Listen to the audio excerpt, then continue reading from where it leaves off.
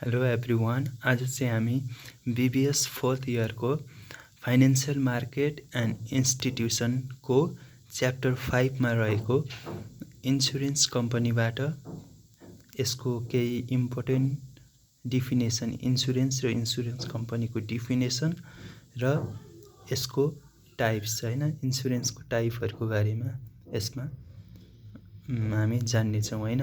So insurance भनेको चाहिँ खास के हो त हैन। इन्सुरेन्स भनेको सिम्पली भन्दाखेरि एउटा कन्ट्र्याक्ट अथवा एग्रिमेन्ट हो, सहमति हो क्या। दुईवटा पार्टीको सहमति हो।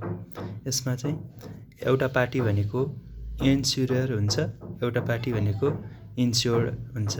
इन्स्युरर भनेको इन्सुरेन्स कम्पनी हो, इन्स्योर्ड भनेको चाहिँ जसले इन्सुरेन्स गरेको हो त्यो मान्छे हो हैन। अनि यो इन्सुरेन्स चाहिँ किन गरिन्छ त? टु कभर द लस हैन, लसहरुबाट बच्नलाई अथवा रिस्कहरुबाट जोगिनलाई।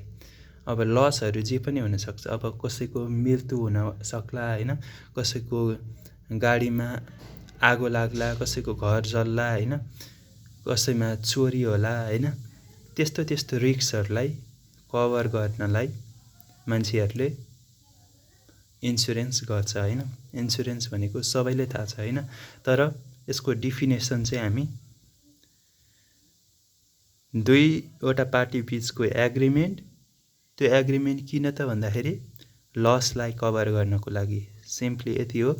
र यसलाई डिफिनेसनमा बुझाउँदाखेरि डिफिनेसन यस्तो हुन जान्छ। अब ठ्याक्कै यही हुनुपर्छ भन्ने छैन हैन, यो दुईटा पोइन्टलाई राखेर मिलाएर गर्दा पनि हुन्छ हैन। मैले डिफिनेसन मेरो अनुसार चाहिँ insurance is a contract between to parties हैन, दुईवटा पार्टीको बीच एउटा कन्ट्र्याक्ट हो अथवा एग्रिमेन्ट, सहमति हो। कसको त? Insure and insurer, whereby insured pay premium to the insurer. जहाँ चाहिँ इन्स्योर्ड भनेको हामी जस्तो मान्छेहरूले चाहिँ इन्सुरेन्स कम्पनीलाई चाहिँ पैसा चाहिँ दिन्छौँ हैन। के को लागि त? To cover a loss that arises due to, अब धेरै लसहरुलाई कभर गर्नको लागि हामीले प्रिमियम चाहिँ तिर्छौँ, इन्सुरेन्स प्रिमियम चाहिँ तिर्छौँ हैन। अब यसलाई पुरै मिलाएर भन्दाखेरि insurance is a contract between two party that is insured and insurer, whereby the insured pay premium to the insurer for covering a loss that arises due to loss of life or damage or destruction of some properties। अब यसलाई म नेपालीमा भन्ने प्रयास गर्छु है त। अब सिम्पली बिमा भनेको अथवा इन्सुरेन्स भनेको चाहिँ दुईवटा पार्टी बीचको एउटा सहमति हो अरे। सहमति जसमा चाहिँ हामी जस्तो जेनरल मान्छेहरूले हैन, अथवा इन्सुरेन्स होल्डरहरूले हैन, अथवा हामीले चाहिँ प्रिमियम तिर्छौँ, इन्सुरेन्स प्रिमियम चाहिँ तिर्छौँ रे कम्पनीलाई, इन्सुरेन्स कम्पनीलाई हामीले पैसाहरू तिर्छौँ। किनकि हामीलाई चाहिँ रिस्कहरुबाट बच्नु छ हैन, लसहरुबाट जोगिनु छ हैन। अनि त्यसैको लागि हामीले प्रिमियम तिर्छौँ र इन्सुरेन्स कम्पनीले चाहिँ उसले प्रिमियम लिए बापत हामीलाई रिस्कलाई कभर गरिदिन्छ, हाम्रो रिस्कलाई हैन। अब insurance company accept the risk in return of insurance premium. Insurance कम्पनीले चाहिँ रिस्कलाई चाहिँ एक्सेप्ट गर्छ हैन। किन त?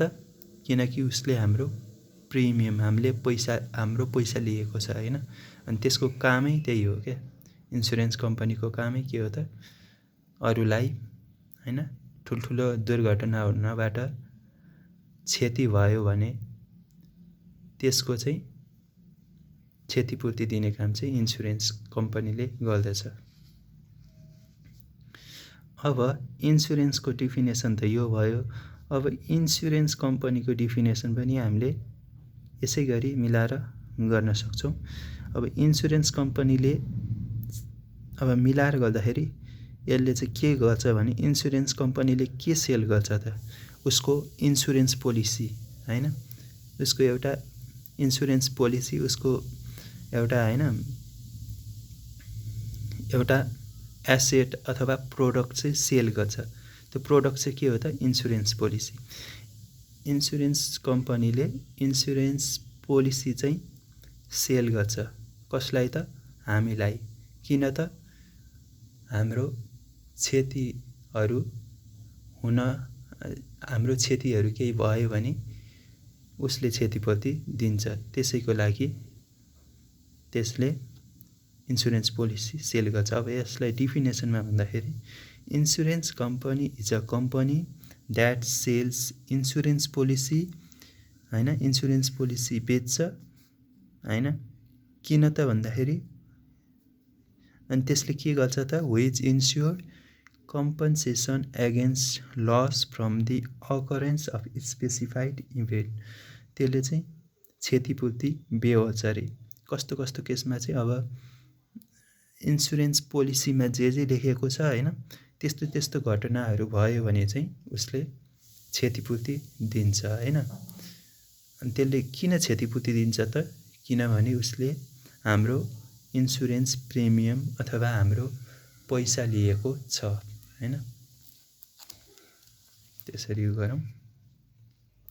अब हाम्रो इन्सुरेन्स कम्पनीको मेन आम्दानी भनेको के हो त, मेन सोर्सेस अफ मनी भनेको एउटा भनेको हाम्रो प्रिमियम भन्यो, हामीले तिर्छौँ नि जुन पैसा हो त्यो भयो। अर्को भनेको चाहिँ हामीले जुन तिरेको पैसाहरू छ नि त्यसले अरू नै ठाउँमा त्यही पैसालाई इन्भेस्ट गर्छ र त्यहाँबाट आएको रिटर्न पनि त्यसको सोर्सेस अफ मनी हुन जान्छ हैन। त्यही भएर दुईवटा सोर्स छ, एउटा इन्भेस्टमेन्ट हैन, मनी फ्रम द इन्भेस्टमेन्ट, अर्को भनेको हाम्रो हामीले तिरेको पैसा इन्सुरेन्स प्रिमियम। अब टाइप्स अफ इन्सुरेन्स है, इन्सुरेन्सको टाइप और इन्सुरेन्स कम्पनीको टाइप्सहरू के हो त हेरौँ। एउटा टाइप्स भनेको लाइफ इन्सुरेन्स प्रिमियम हैन, लाइफ इन्सुरेन्स कम्पनी हैन। टाइप अफ इन्सुरेन्स भनेको लाइफ इन्सुरेन्स, यो कम्पनी नलेख्ने हुन्छ। टाइप अफ इन्सुरेन्स एउटा जीवन बिमा हुन्छ। जीवन बिमा चाहिँ के हुन्छ त, यदि मान्छेको हैन मृत्यु भयो भने इन्सुरेन्स कम्पनीले त्यसको त्यो अनुसारको हैन क्षतिपूर्ति दिन्छ। अब त्यो तोकिएको अमाउन्ट दिन्छ हैन, जति भनिएको छ हैन त्यति अमाउन्ट चाहिँ उसको मृत्यु भयो भने दिन्छ। त्यस्तोलाई चाहिँ हाम्रो लाइफ इन्सुरेन्स भनिन्छ हैन। यसमा चाहिँ अब मान्छे मर्यो भने और त्यसको मिति सकियो भने उसले त्यहाँ बुझाएको पैसाहरू सबै फिर्ता पाउँछ हैन लाइफ इन्सुरेन्समा। अब हेल्थ इन्सुरेन्स छ अर्को टाइप भनेको इन्सुरेन्सको टाइपमा। हेल्थ इन्सुरेन्समा चाहिँ हाम्रो यदि मान्छेहरूलाई कुनै रोग लाग्यो अथवा कुनै बिरामीहरू भएर दुर्घटनाहरू भएर हैन हस्पिटलमा एडमिट हुनु पर्यो भने हैन त्यसको औषधि सबै इन्सुरेन्सले बेहोर्छ हैन। त्यो अनि हस्पिटलको कस्टहरू सबै अथवा मेडिकल कस्टहरू सबै इन्सुरेन्स कम्पनीले बेहोर्छ। त्यस्तोलाई चाहिँ हामीले हेल्थ इन्सुरेन्स भन्छ हैन। अब यसमा चाहिँ अब औषधिहरूदेखि लिएर अब मेडिकल ट्रिटमेन्टदेखि लिएर सबै भयो हैन, अनि हस्पिटलको कस्टहरू पनि सबै जान्छ। अब अर्को टाइप्स भनेको प्रोपर्टी एन्ड क्याजुअल्टी इन्सुरेन्स। यसमा चाहिँ अब हाम्रो बिजनेसहरूमा लस धेरै नै हुन सक्छ। अब चोरी हुन सक्ला, अनि त्यसमा आगो लाग्न सक्ला, अब केही न केही डिस्ट्रक्सन हुन सक्ला हैन। अनि त्यो बापत चाहिँ उसले क्षतिपूर्ति दिन्छ हैन। अब यस्तोलाई चाहिँ प्रोपर्टी अर क्याजुअलिटी इन्सुरेन्स भन्छ। यो चाहिँ मेनली चाहिँ अब हाम्रो व्यक्तिगत केही चोरी भयो भने सामानहरूको हैन, अनि अथवा बिजनेसमा केही क्षति भयो भने त्यसको क्षतिपूर्ति यसले दिन्छ। प्रोपर्टी एन्ड क्याजुअलिटी इन्सुरेन्समा चाहिँ त्यो पर्छ है। अब फोर्थमा लायबिलिटी इन्सुरेन्स। लायबिलिटी इन्सुरेन्स भनेको चाहिँ यो सिम्पली यो चाहिँ हाम्रो कामसित रिलेटेड हुन्छ, अथवा कम्पनी हामीले जुन कम्पनीमा काम गर्छौँ नि हैन, त्यो कम्पनीमा हामीले काम गरुन्जेलसम्म हामीलाई केही भयो भने हैन, केही ठुलो एक्सिडेन्टहरू भयो भने अथवा हामी मर्यौँ भने त्यस्तो केसमा चाहिँ यसमा चाहिँ कम्पनीले, त्यो हामीले काम गर्ने कम्पनी अथवा इन्सुरेन्स कम्पनीले चाहिँ क्षतिपूर्ति दिन्छ हैन। त्यो चाहिँ लायबिलिटी इन्सुरेन्स भयो। यो चाहिँ हाम्रो इम्प्लोइमेन्ट, हाम्रो जागिरसित रिलेटेड छ है। जागिरमा केही भयो भने त्यसमा क्षतिपूर्ति दिन्छ है, यसमा लायबिलिटी इन्सुरेन्स। अनि अर्को टाइप भनेको डिसेबिलिटी इन्सुरेन्स।